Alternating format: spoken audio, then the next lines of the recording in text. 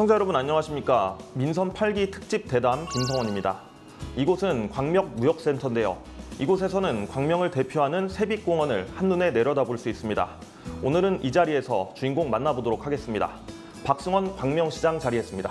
안녕하십니까. 네, 안녕하세요. 광명시장 박승원입니다.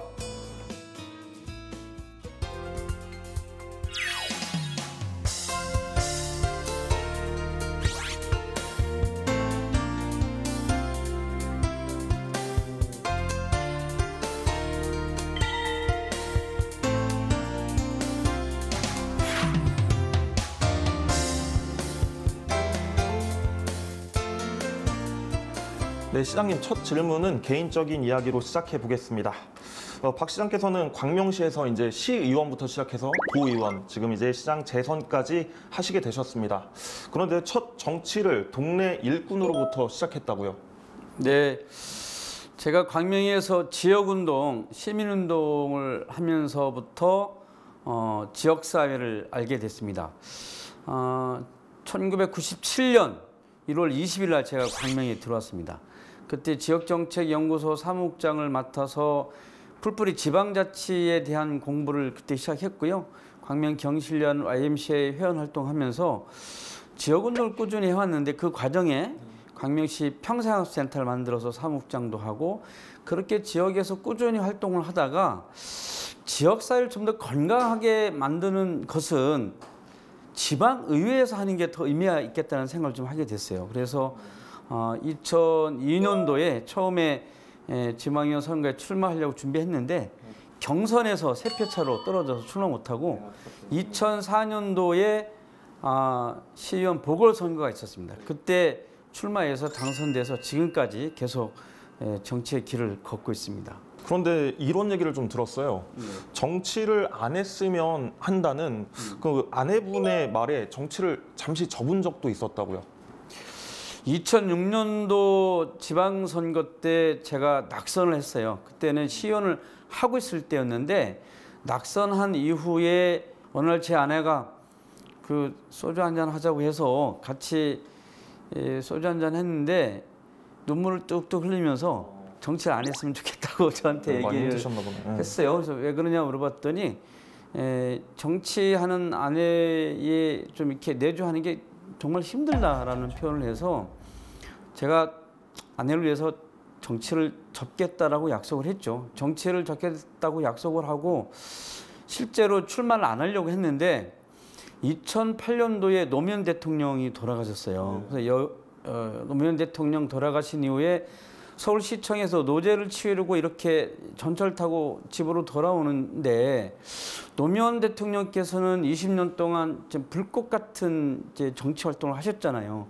정치 개혁을 위해서 또 지역 타파를 위해서 열심히 살아오셨는데 지역에서 10여 년 활동하고 시의원 선거 떨어졌다고 정치의 꿈을 접는다는 제 자신이 너무나 부끄럽다는 생각이 많이 들었어요. 그래서 그날 이제 아내를 집에 돌아와서 아내한테 내가 다시 정치를 시작하게 되면 당신이 좀 말라야 되겠다 이렇게 농담 삼아 얘기했는데 한참 지난 후에 제가 다시 출마에 대한 결심을 하고 아내하고 상의했는데 아내가 정말 그 길이라면 이제 더 이상 말리지 않겠다. 그래서 아내가 그렇게 저한테 얘기하고 그러면 다시 돌아오지 마라. 최선을 다해서 열심히 활동하라 해서 그 뒤로 열심히 지금까지 활동하고 있습니다. 아내분의 내조가 상당히 영향이 많이 끼쳤던 것 같습니다. 그런데 이런 얘기도 있더라고요. 시장이 되시는데 어머님의 영향이 조금 있었다. 이런 얘기가 있었는데 어떤 내용인가요? 어머님의 영향이라기보다는요. 제가 시의원 할 때 우리 어머님이 이제 인천에 사셨는데 치매가 좀 있으셨어요. 그래서 노인정 갔다가 이렇게 돌아가시는 길에 길을 잘 잃어버리셨어요. 그러면 경찰서에서 어머니 모시고 계시다가 아드님 뭐 하세요? 하고 어머니한테 여쭤보면 어머님이 우리 아들 광명시장이야. 항상 그러셨대요. 그래서 어머님은 광명시의원을 잘 모르시니까 늘 광명시장이라고 저를 이렇게 이야기하셨던 것 같아요. 그렇게 제가 한 서너 번을 그렇게 부평경찰서에서 연락을 받고 어머니를 모시러 갔던 기억인데 나중에 시장 되고 나서 생각해보니 그때 어머님이 늘 저를 광명시장으로 불러줬기 때문에 광민시장이 된 게 아닌가라는 생각을 좀 가끔 해봅니다. 네. 네. 어머님의 염원이 지금 좀 돌아가셨어요? 아, 그러세요. 이 두 여성분의 영향이 꽤 컸다라고 좀 생각이 듭니다. 다음 질문 좀 드리고 싶은데요. 다른 정치하시는 분들 제가 몇몇 분 여쭤보니까 정치가 힘들다, 어렵다 이렇게 얘기들을 많이 하시는데 시장님께서는 오히려 좀 재미있다 이런 얘기를 하신 것 같아요. 어떠세요? 아니 물론 어렵죠. 어려운데 사실 재미있는 부분도 좀 많이 있습니다. 왜냐하면 사실은 이제 정치하는 사람은 국민들에게 시민들에게 늘 영향력 있는 메시지를 줘야 하는 자리거든요. 그런 측면에서 무엇을 결정하고 또 시민들한테 어떤 메시지를 전달할 것인가에 대한 늘 고민 속에서 일하는 거기 때문에 그것이 때로는 저의 그런 메시지가 지역사회를 바꿀 수 있는 어떤 변화를 줄 수 있는 그런 사람 또 정책을 결정하고 실행하는 사람으로서는 저는 굉장히 의미 있는 자리고 그렇게 결정하고 시민들과 함께 대화할 때는 정말 재밌죠. 네. 박승원 시장 하면은 이 단어가 좀 빠지질 않아요. 평생학습이라는 단어가 항상 붙어 있는데 평생학습에 이렇게 좀 매달리시는 이유가 있으신가요? 제가 1999년 3월 9일 날 대한민국에서 최초로 광명시가 평생학습 도시를 선언했어요. 그때 당시에 제가 평생센터 사무국장을 맡아서 일했습니다. 그러니까 광명시가 평생 도시 선언을 하고 센터를 만드는 일을 제가 했었는데 4년 동안 그 일을 하면서 정말 열심히 일했거든요. 아마 그런 것들을 좀 많은 분들이 알고 계시기 때문에 그런 평가를 해주시는 것 같습니다. 근데 제가 그것에 대해서 그렇게 많은 열정을 가졌던 이유는 뭐냐면 우리나라에서 처음이었기 때문에 그 사례가 없는 겁니다. 그래서 외국의 사례, 일본과 영국의 사례를 공부하면서 사람들과 끊임없이 함께 새롭게 읽어왔기 때문에 제 자신도 굉장히 뿌듯하게 생각하고 있고요. 전국에 지금 150개가 넘는 지방자치단체가 평생학습 도시를 선언하고 그런 일들을 하고 있거든요. 처음에 그러한 역할을 해왔기 때문에 저도 늘 기쁘게 생각하고 있습니다. 네, 광명시가 평생학습 도시를 선언한 지 벌써 20여 년이 지났는데요. 지금의 광명시 평생학습 도시로서 어느 정도 발전하고 있는지 궁금합니다. 20년 전에 비해서 평생학습은 엄청나게 성장하고 발전해왔습니다. 특히 제일 중요한 것은 모든 시민이 언제 어디서나 누구든지 학습할 수 있는 그런 이제 평생학습 사회를 만드는 것이 굉장히 중요한데 지금 시점에서의 평생학습은 저는 가장 크게 두 가지 관점으로 보는데요. 지역 안에서의 평생학습은 학습을 통해서 지역의 활동가로 그리고 새로운 직업을 창출할 수 있는 사람을 성장시켜 나가는 것이 매우 중요한데 두 번째로 그렇게 하기 위해서는 디지털 전환 시대에 맞는 새로운 평생학습을 진행해야 되거든요. 그것에 대한 프로그램을 새롭게 개발하는 것이 매우 중요하다고 생각하고 시민 누구나 학습할 수 있는 그 평생학습 장학금제를 통해서 평생학습 수당도 좀 이렇게 시민들한테 제공하는 보다 폭넓은 많은 시민들이 참여할 수 있는 평생학습 도시를 만들어가야 된다고 생각합니다. 최근에 제가 그 대한민국 평생학습 도시협의회 회장을 좀 맡았어요. 그래서 전국적으로 이런 좀 평생학습 활성화를 위한 역할을 할 수 있는 아주 중책을 맡아서 좀 새로운 좀 변화, 새로운 디지털 시대에 맞는 평생학습 도시를 만들어가기 위해서 더 노력을 해야 할 때라고 생각합니다.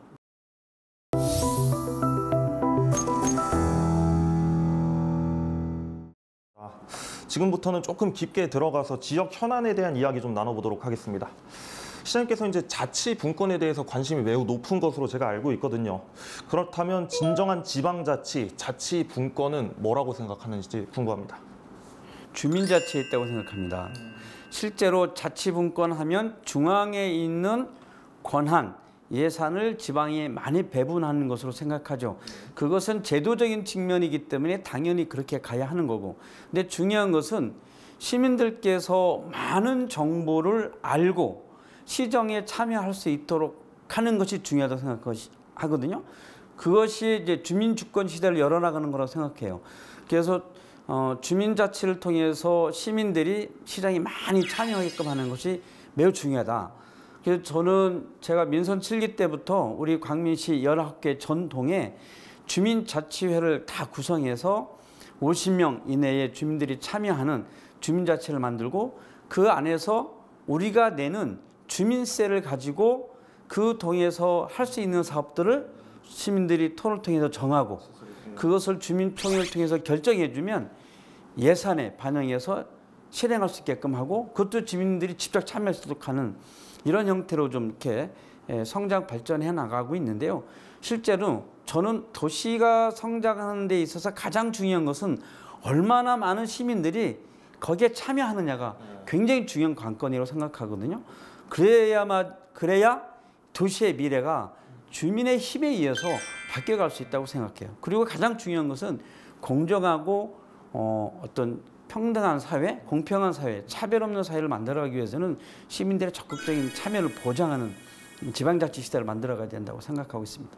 주민자치는 좀 이해가 됐습니다. 그런데 이 지방자치도 중요하잖아요. 네, 지방자치가 잘 되려면 중앙의 권한을 어느 정도 이양을 받아야 되는데 어려움이 좀 많습니다. 이 부분에 대해서는 어떻게 생각하시나요?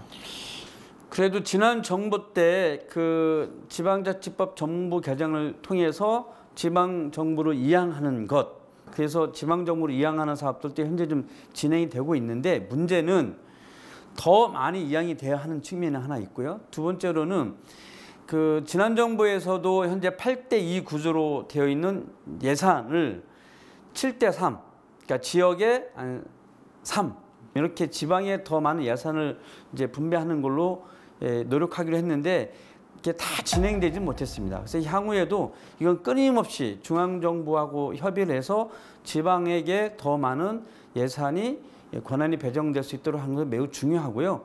제가 자치분권 지방정부협의 회장을 또 맡고 있어요. 그래서 이러한 논의를 계속 해야 되는데 이번에 저희가 자치 입법공장을 좀 만들려고 그래요. 그러니까 자치 입법공장이라고 하는 얘기 뭐냐면 이런 지방자치법을 좀 더 개정해서 주민들의 더 많은 권한, 지방에 더 많은 권한을 줄 수 있는 자치법을 할 수 있도록 그 많은 전문가들과 계속 논의하고 토론을 통해서 국민적 합의를 모아하는 과정이 매우 중요하고요. 그 일을 좀 선도적으로 해 나가도록 하겠습니다. 광명시 또 도시 개발 사업도 매우 중요하잖아요.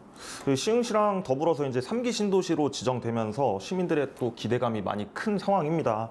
3기 신도시로서의 광명시 어떻게 밑그림 그리고 계시는지도 궁금합니다. 광명의 미래 100년 지도를 어떻게 그릴 거냐라고 하는 문제는 사실 3기 신도시를 어떻게 개발할 거냐에 관한 문제여서 앞으로 4년 동안 이 일을 정말 잘해야 됩니다.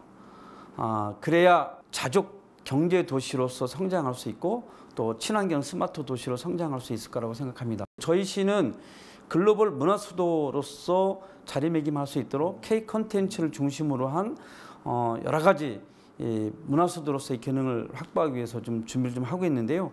앞으로 많은 숙제들이 좀 남겨져 있습니다. 많은 전문가들과 시민들과 논의를 통해서 반드시 자족 경제 도시가 될 수 있도록 하고자 합니다. 네, 방금 숙제라고 말씀하셨는데 이것도 굉장히 큰 숙제입니다. 도시 균형 발전. 이거에 대한 관심도 굉장히 높은데요. 신도심과 구도심 격차 해소 방법 혹시 생각하시는 게 있으실까요? 이제 신도시가 이제 새로 만들어지는데 한 10년 정도 걸리겠죠. 그러면 10년 후에 신도시가 만들어지는 시점에서 이 구도심 지역에 대한 균형 있는 이제 그 성장도 필요하기 때문에 이 구도심 지역에 대한 재건축, 재개발 사업도 지금부터 준비를 해야 합니다.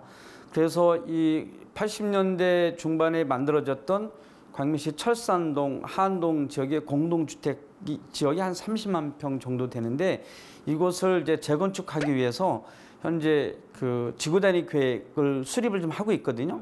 그렇게 해서 좀 더 안정적이고 좀 더 쾌적한 균형 발전이 될 수 있도록 준비를 좀 하고 있어요. 그래서 그 부분에 대한 것은 이곳에 새로운 좀 공공시설이 좀 들어올 수도 있도록 하고 공원도도 확대하고 또 안양천과 연계하는 뭐 덕계공원도 좀 만들고 이런 종합적인 계획을 지금부터 잘 세우고자 준비하고 있고요.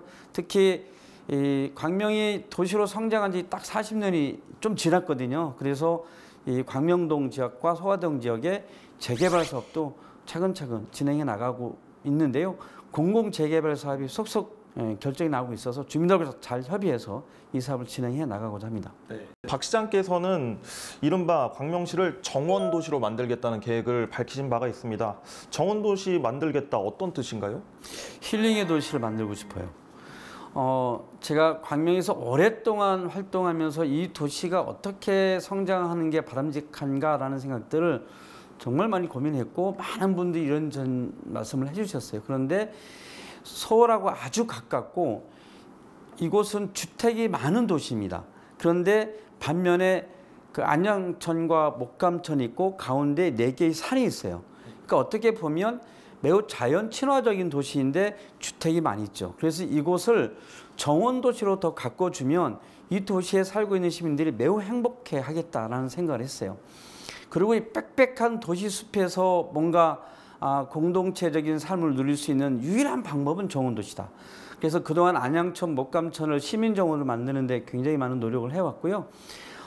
광명 동굴 주변뿐만 아니라 곳곳에 골목에 작든 크든 정원을 만들어서 시민들이 스스로 정원도 가꾸고 관리하고 그렇게 할 수 있는 도시를 만들고 싶어요.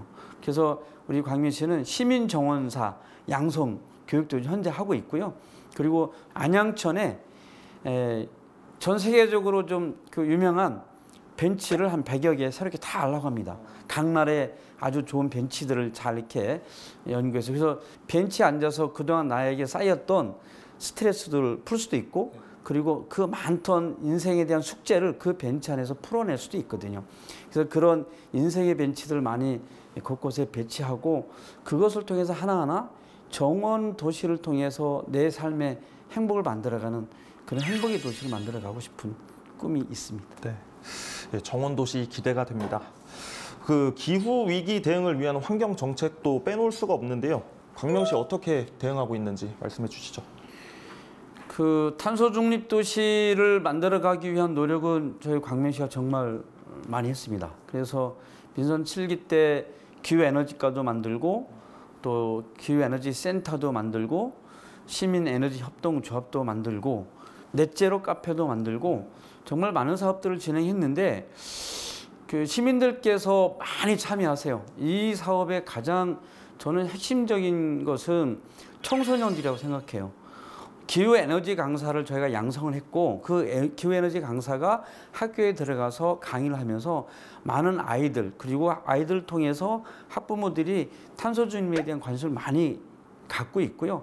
그래서 이런 캠페인 교육 활동을 많이 진행했는데 이제는 민선 8기는 한 단계 성숙해서 시민들이 그 탄소 저감을 위한 실천 운동을 적극적으로 할 수 있도록 탄소 포인트 제도 좀 하고 그것을 지역 화폐로 좀 다시 되돌려드리는 작업도 좀 해가면서 많은 시민들이 실천 운동할 수 있는 그런 역할을 하도록 하려고 준비를 좀 하고 있습니다. 네.